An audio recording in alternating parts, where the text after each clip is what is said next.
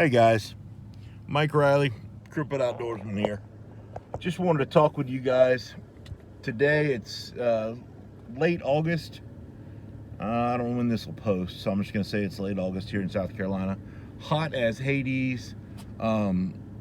Probably good term for it would be hotter than the devil's butt crack. But you still got to get ready. So we're out here today at the farm putting corn out and tightening up blinds and getting everything ready for when we can actually start enjoying ourselves when it gets cooler in the evenings and sit out here and hunt. I can't hunt like I used to. There's just no way. So we have ground blinds that I can hunt out of. I wait until later in the season when I can take the heat. But I just want to tell you guys a story about a hunt that I had. It was the first day of the season, which is August 15th in South Carolina. We have the longest deer season in the United States simply because we have more deer per acre than anybody else in the United States. So my nephew Walker and I were hunting. Shout out to Walker there. We were hunting at August 15th, first day of the season. I put Walker in a good stand where he was in the shade. I went into a deep swamp stand. We have 280 acres here that we lease. About 250 of it is field. This year they've got 150 acres of soybeans planted and 100 acres of cotton. So we have plenty of food for the deer.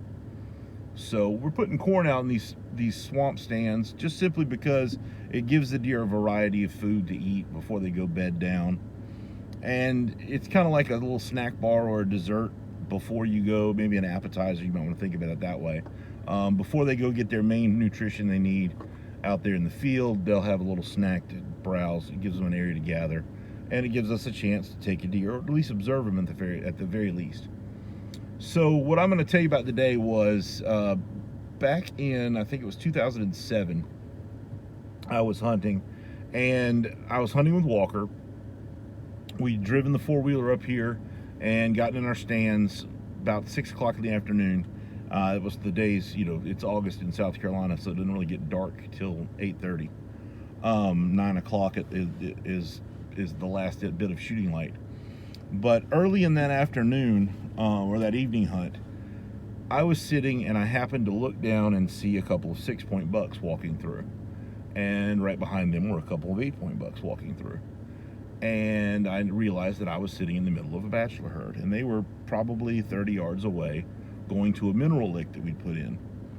Big thing about deer, you can't just throw a corn pile out and expect to have a monster buck come out.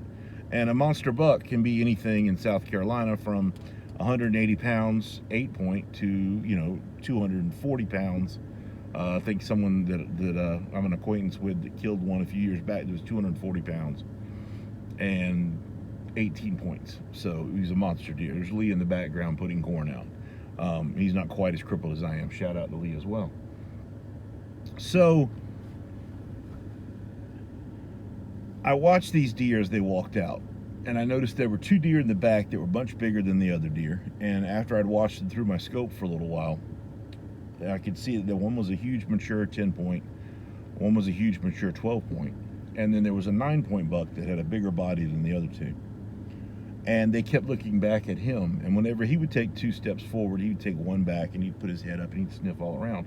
So the other 2 mature deer were watching this 3rd mature deer and doing whatever he did. So that's just the old saying, how do little guys learn? They learn by watching the big guys. So what are you teaching your little guys?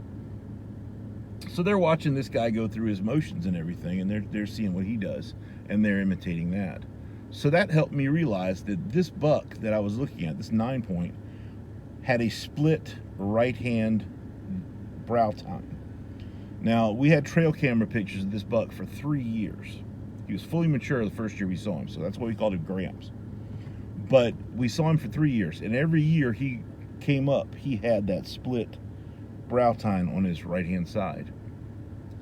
Well, we watched him, and I think there were 3 or 4 separate encounters. We had several times where we saw him make moves that were just like, oh my God, we're never going to get a chance to take this deer. And it was just like he had ESP, and he could tell what stands were being hunted and what stands were open for him to get away from. So after several encounters, I was ready to go ahead and take this deer out. Well, luckily I was in the right place at the right time. The deer was coming, the herd of deer were coming to the mineral lick. The 6 and the 8s were playing around out in the clearing we had made.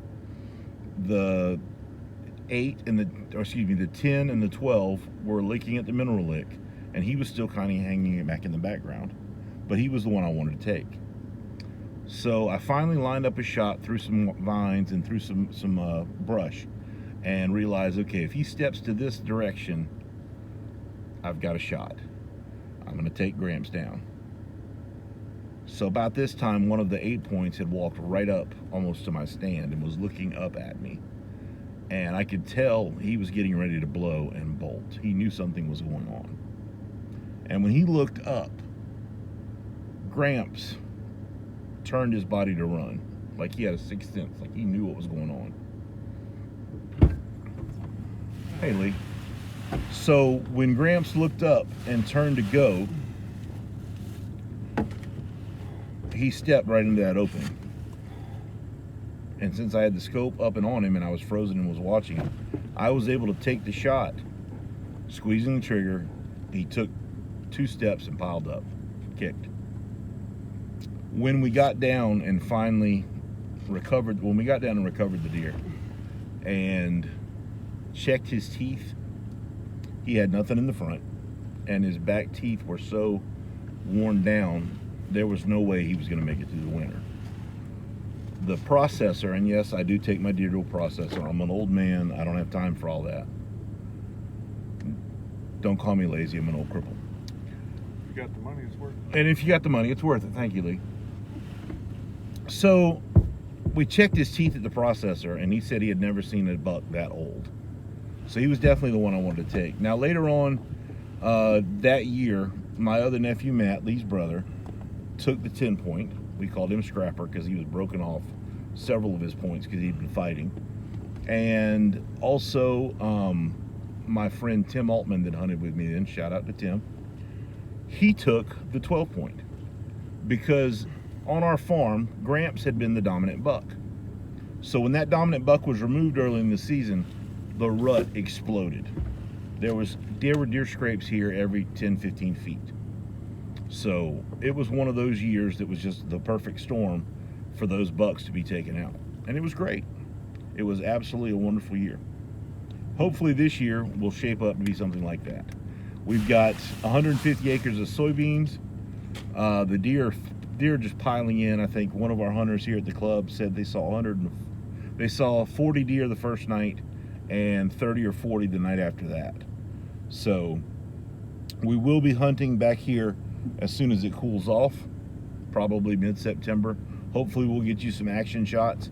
But a lot of work goes into getting a stand and getting a property ready for the season. So don't forget to hit like and subscribe. Love you guys.